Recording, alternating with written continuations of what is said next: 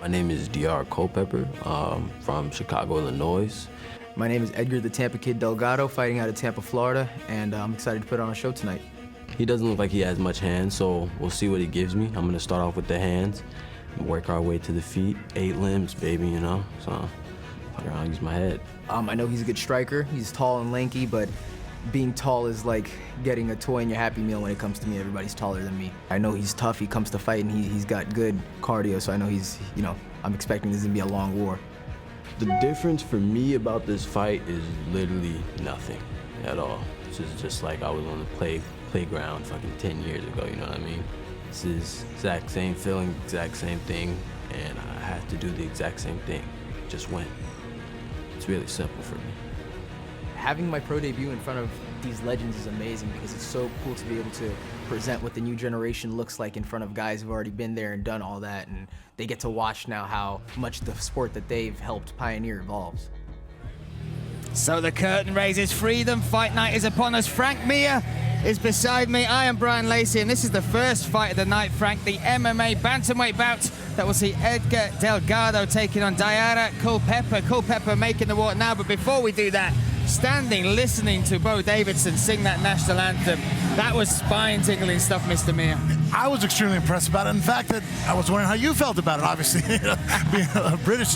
You've got a much cooler national anthem than us, I've got to say that straight up. That's straight from the heart. He did a phenomenal job. I've always been a fan of the anthem, but yeah, Bo, wow, that blew me away. Well, listen, we've got a great fight to start this card off as well. Listen, Diara Spice Culpepper, king of Sting, making the walk. Took this fight on 4 days' notice, Frank, but like he said this is nature, natural to him. He comes from a fighting background, from the streets, from the schoolyard, right into the gym where he trains now. And one you know very well, Jackson Wink. I mean, look at his sparring partners, Holly Holm, Steve Garcia.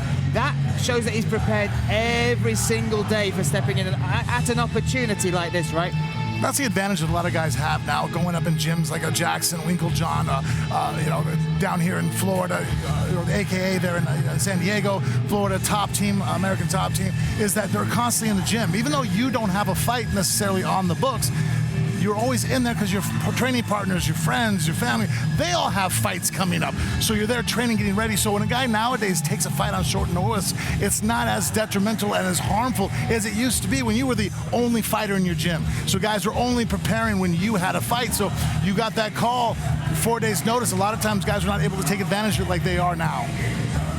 So Diara Culpepper, final checks, set and ready to join us. This is our first fighter inside the Freedom Fight Night cage.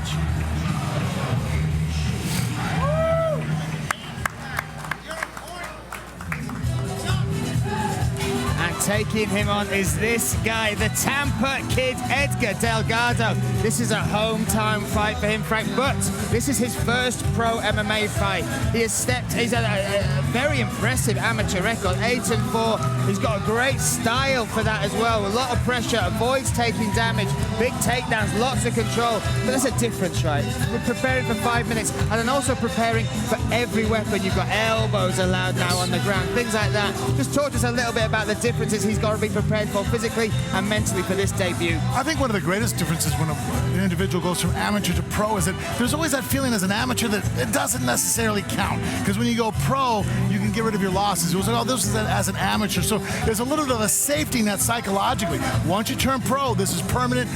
Wins and losses go throughout your whole entire life now, and you keep a record with you. Talking about his entire life, he's of Puerto Rican heritage. We met his father yesterday, I met his mother as well today. Eddie Delgado, what a character that man is. And he talked to me about his son. He said his son, when he was younger, he was massively overweight, got bullied. He's found his niche, he's found the place he's supposed to be, and he's dedicated himself fully to it. And martial arts has given him a whole new outlook physically and mentally on life. So we'll throw up the tail of the tape now. Let's have a look at the differences. You can see that 1 year the difference in age, but a massive height and reach advantage on the side there of the blue corners. Diara Culpepper. We are set and ready. We need one man. That man in the middle is Lupe Contreras. Ladies and gentlemen, welcome you to the Max Center, Miami, Florida. It is the inaugural Freedom Fight Night. Proudly presented to you by HJR Global Services, Real America's Voice, Factum Financial, letsgobrandon.com, and streaming live and exclusively on Cloud Hub. Tonight's bouts are being sanctioned by the Florida State Athletic Commission. Chairman is Dr. Mark Williams. Vice Chair is Miss Tina Pike. We get things rolling. This bout, 3 rounds in the bantamweight division. Our judges scoring cage side are Richard Green Jr., Lorenzo Toledo, and Hector Gomez. At the sound of the bell, the man in charge of the cage, referee Marcos Perez. Presenting first, the fighter standing in the blue corner and representing Team Rampage. He enters wearing black with red and white trim on the scale. He weighed in at a ripped and ready 136 pounds. And tonight, he enters the cage for the 2nd time as a pro with a record of 1 victory. Hailing from Chicago, Illinois, and now fighting out of Albuquerque, New Mexico, Diara Spice Culpepper. Across the cage in the red corner, representing Team Tito, also wearing black with red and white trim. He weighed in officially at 134.5 pounds. Tonight, inside the Freedom Fight Night cage, he is making his professional debut from Tampa, Florida, Edgar, the Tampa Kid, Delgado.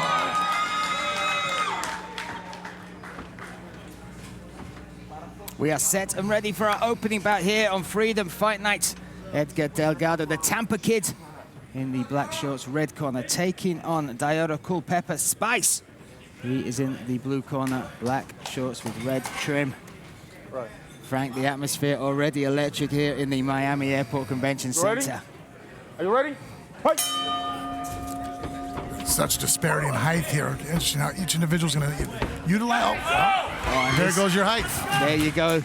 That is the equalizer, but good stand-up. Really Phenomenal twice now. Culpepper was able to get back up to his feet after getting taken down with a nice clean double. Here's the 3rd attempt. And this is the Tampa Kid all day long. This is the style that he's his name within his fan base. Now taking the back, Frank. Both hooks in. Looking like he's trying to go for body triangle. It's hard to hold just the hooks in like that.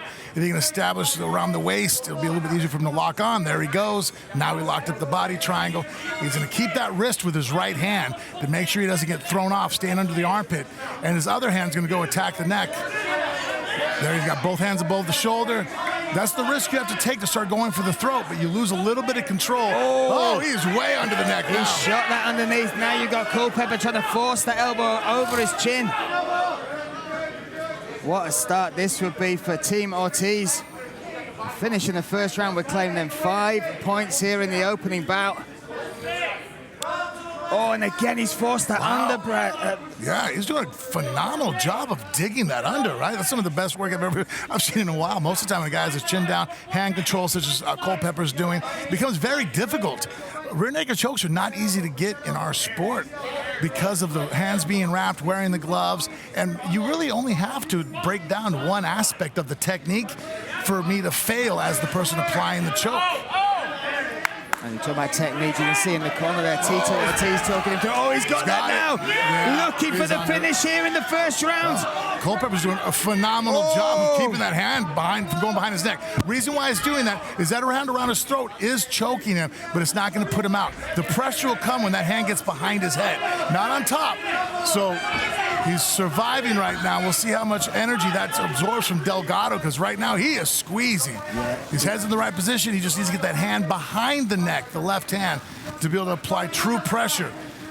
And he's got 2 minutes, 50 seconds to work. That's deep. Now he's switched the grip. Frank is trying to go palm to palm. No, how good is Culpepper at defending that? Oh, he's going to end up on top here if he can go ahead and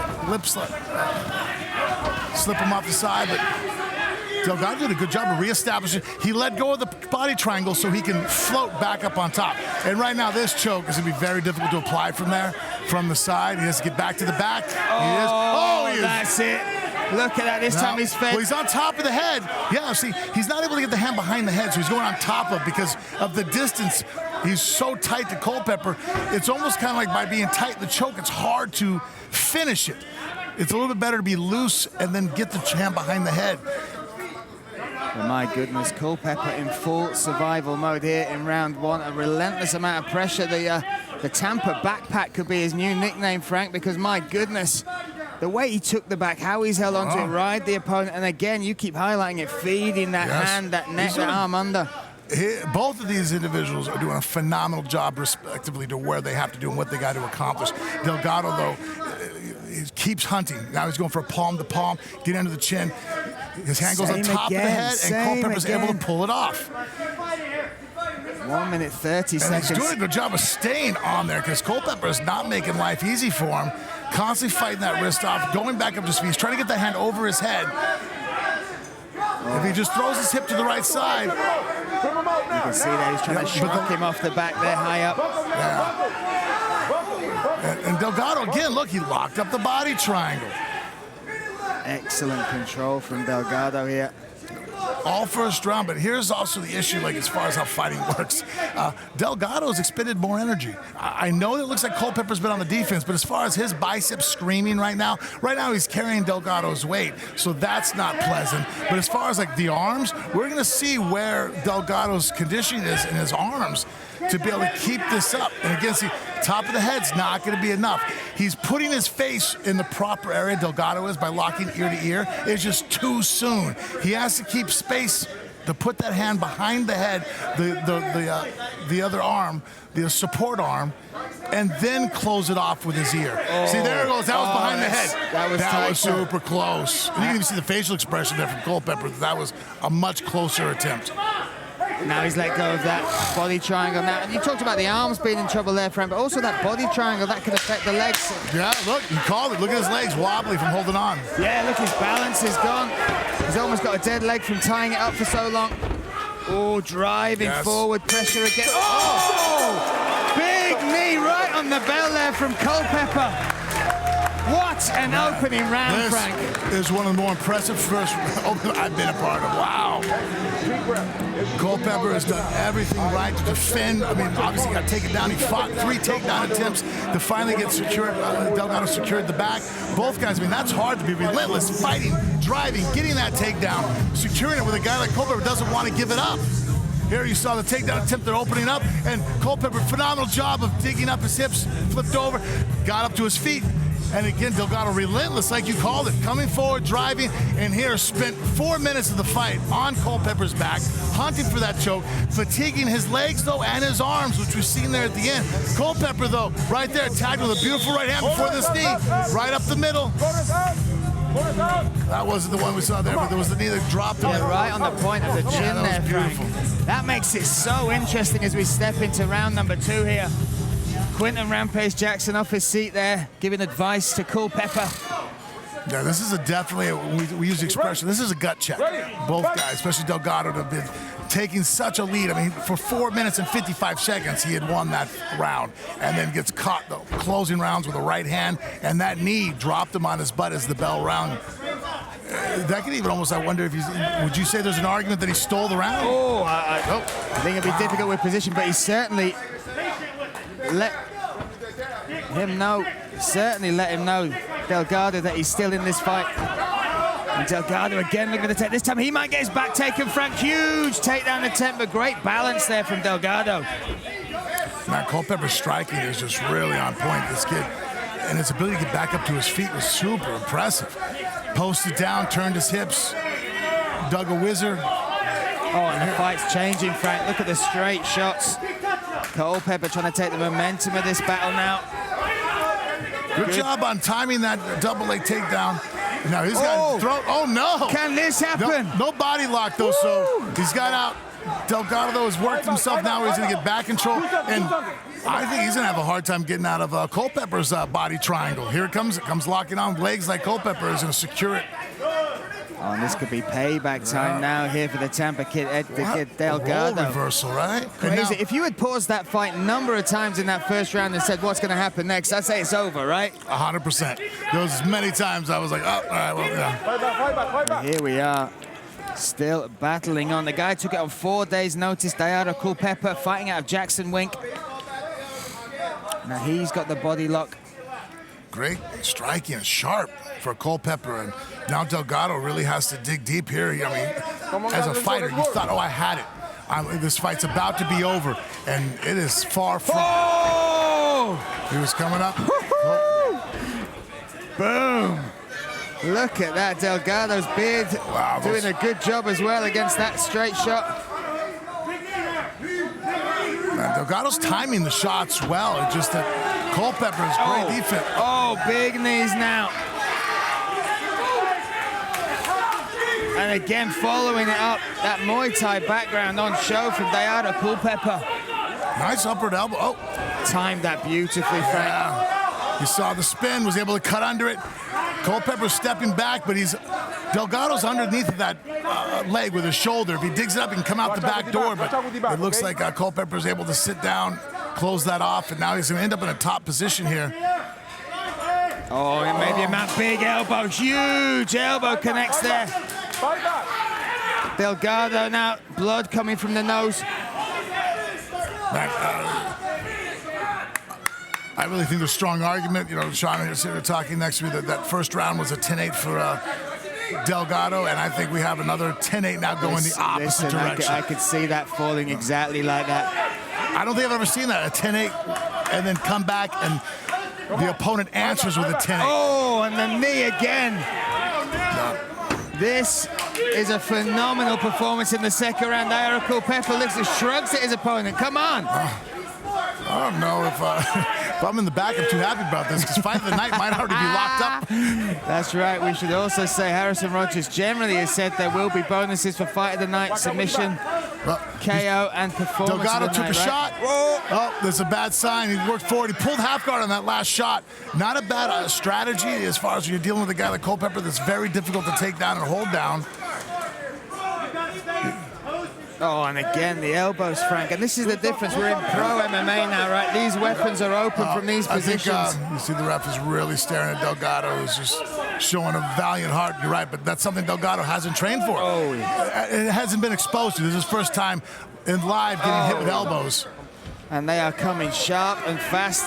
The referee right on top of this. He's called it. Frank Meary has called it. Diara Culpepper on 4 days' notice takes a win for Team Rampage. What a fight. Phenomenal first fight. Wow, both these guys showed such heart.